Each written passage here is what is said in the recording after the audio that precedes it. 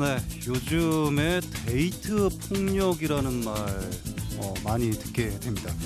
사랑하는 사이에 벌어지는 폭력이라 쉬쉬하고 또 그냥 넘어가기도 쉬운 경우가 있어서 이게 더 나중에는 큰 화를 부르는 것 같습니다. 그래서 오늘 인천 중부경찰서 김면중 형사과장 모시고 자세한 이야기 한번 나눠보겠습니다. 과장님 어서 오십시오. 예, 안녕하십니까? 네, 반갑습니다. 네. 먼저 간단하게 그 자기소개를 부탁드릴까요? 네.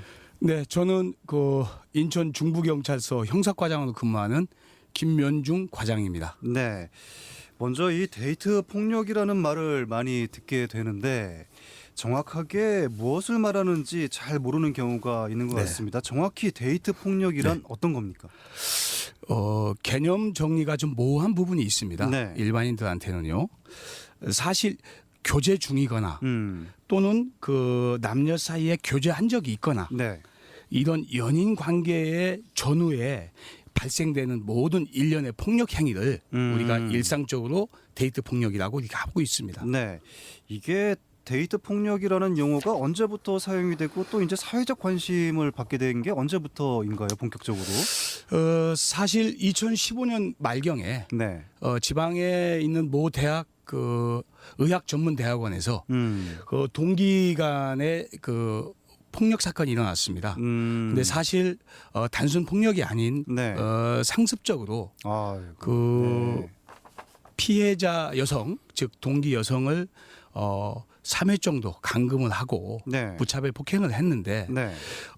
사회적 이슈가 된 큰 이유는 네. 피해자가 피해를 당하고도 불구하고 이 동기생인 이 남자 친구들이 SNS를 통해 가지고 네. 피해자한테 2차 피해를 가한 이런 사례 때문에 사회적 부각이 된 것입니다. 네. 그러면 경찰에서는 본격적으로 데이트 관련 그 수사를 시작한 게 언제부터인가요? 저희는 2016년 초부터 네.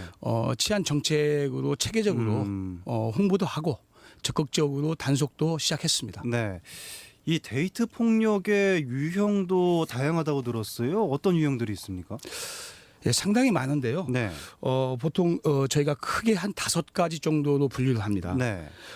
감정적, 언어적 유형도 있고요. 네. 그다음에 성적 또는 신체적 네. 그리고 행동 제약성이라 해서 옷차림이나 네. 외모 등을 간섭하는 네. 유형도 있고 특히 근래 그 사회적 문제가 심각해지는 디지털 성범죄 유형도 있습니다. 네. 어떤 유형의 범죄가 가장 많습니까? 데이트 폭력 중에는. 아무래도 그 폭력과 상해가 네. 79% 정도 차지를 하고 있습니다. 네. 그래서 직접적인 물리력 행사하는 부분이 가장 많다고 볼 수 있습니다. 네. 자, 이에 피해자에게 가해지는 폭력은 뭐 피해의 경중을 따질 수는 없지만 네네. 가장 심각하다고 볼 수 있는 데이트 폭력 유형이 어떤 게 있을까요? 네, 그 지속적인 괴롭힘입니다. 네. 그래서 즉 저희가 스토킹이라고 이야기를 하죠. 그리고 일명 리벤지 포르노라 해서 네.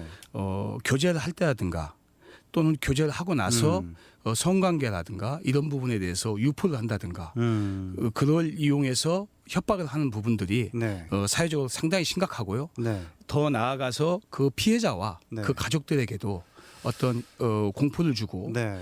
사회생활을 못하게 만드는 그 상당히 그렇겠네요. 고질적인 네, 범죄입니다. 네. 오랜 시간 동안 따라다니면서 괴롭히고 또 이제 교제를 헤어지고 나서는 네. 또 리벤지 예. 네, 이런 것들 굉장히 좀 심각해 보입니다. 부부 사이에서도 데이트 폭력 유형과 같은 폭력이 발생이 되면은 처벌이 되나요? 예, 당연히 처벌됩니다. 네. 다만 부부 사이 폭력은 이제 가정 폭력 방지법이라 해서 네. 저희가 더 엄하게 처벌하고 있고 특히 가정 내에서 일어난 일이라 해서 경찰이 예전같이 방임하지 않고 네. 적극적으로 개입 관여해서 네. 엄히 처벌하고 있습니다. 네, 그렇군요. 현재 이 데이트 폭력으로 경찰에 신고되는 건수가 어느 정도나 됩니까? 추세는 또 어떻습니까? 네, 예전에는 묻힌 경우가 많았는데 네.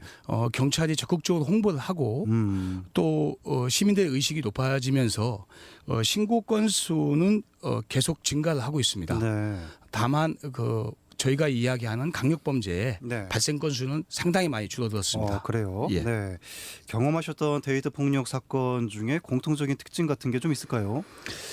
네, 사실 특징은 집착성입니다. 집착성. 예. 네.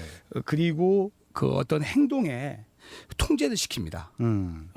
또 한 가지는 뭐냐면 유년기 시절에 네. 어떤 부모님 간의 폭력이 일어났거나 네. 또는 직접 맞고 성장했을 경우에 이런 데이트 폭력 유형 발생 빈도가 그렇군요. 상당히 높다고 볼 수 있습니다. 네.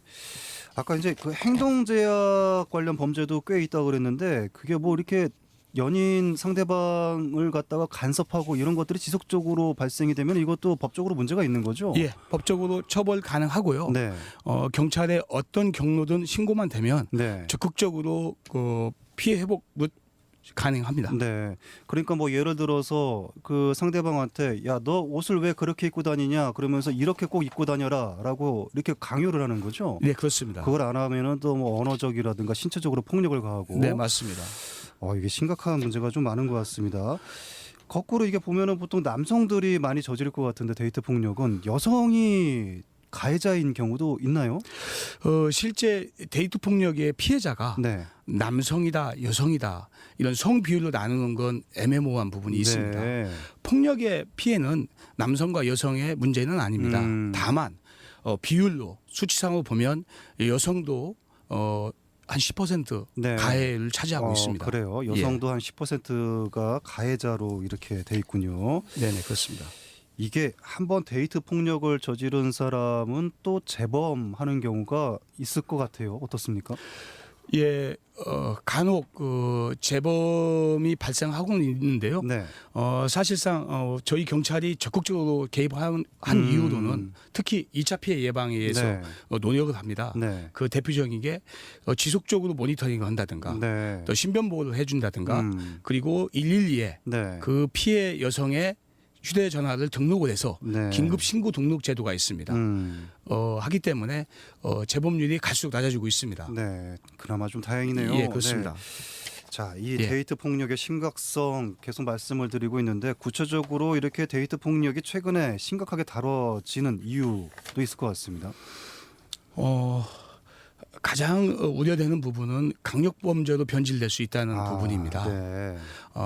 관행적으로 상습적으로 상대에 대한 인격과 권리권을 무시하는 네. 이런 연인 간에 이해할 수 있는 그 행위다라고 넘어가다 네. 보니까 이런 것들이 점차 강해지면서 네. 무서운 범죄로 야기될 수 있고 아울러 그 피해자 물론이고 가족까지 네. 사회 구성원의 어려움을 처할 수 있기 때문에 그렇군요. 저희들이 심각하게 다루고 있습니다. 네.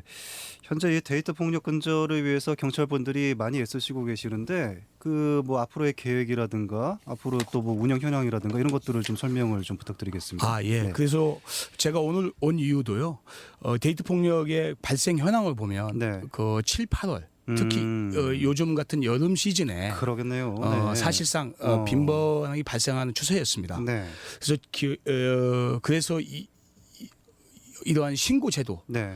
즉 집중 단속 기간이라는 걸 좀 만들어서 경각심도 주고 네. 피해도 좀 줄이고 해서 그 행복한 삶을 살 수 있도록 네. 지역 주민들이 네. 하기 위해서 지금 저희가 좀 홍보 기간을 좀 뒀습니다. 네. 그래서 7월 1일부터 8월 31일까지 네. 2개월 동안 그 집중 홍보도 하고 또 신고도 하고 네. 엄단도 하는 그 치안 정책을 지금 펼치고 있습니다. 네. 그러니까 뭐 연인 사이라고 해서 이 상대방이 뭐 힘들어서 자기를 너무 사랑해서 나를 괴롭힐 수 있지 이렇게 넘어가면은 안 되는 거죠. 근본적으로는 안 됩니다. 그렇죠. 네. 예. 그래서 그런 심각한 문제들이 있으면 바로 경찰에 네. 좀 신고를 하시든가 상담을 좀 받아보시기를 부탁을 드리겠습니다. 마지막으로 청취자들께 못다한 말씀 있으시면 해주시고 마무리 좀 하겠습니다. 신고와 상담은 국번 없이 112가 가장 중요하고요. 네. 111만 눌러주시고 또는 지역 경찰 관서, 네. 지구대 파출소 또는 그 국민신고 앱이라는 어플리케이션이 있습니다. 네. 그 휴대폰 상황으로도 가능하니까 언제든지 경찰을 찾아주면 우리 경찰은 늘 시민들 곁에 함께 하겠습니다. 네, 오늘 말씀 여기까지만 듣겠습니다. 고맙습니다. 예, 감사합니다. 네, 지금까지 인천 중부경찰서 김명중 형사과장과 말씀 나눴습니다.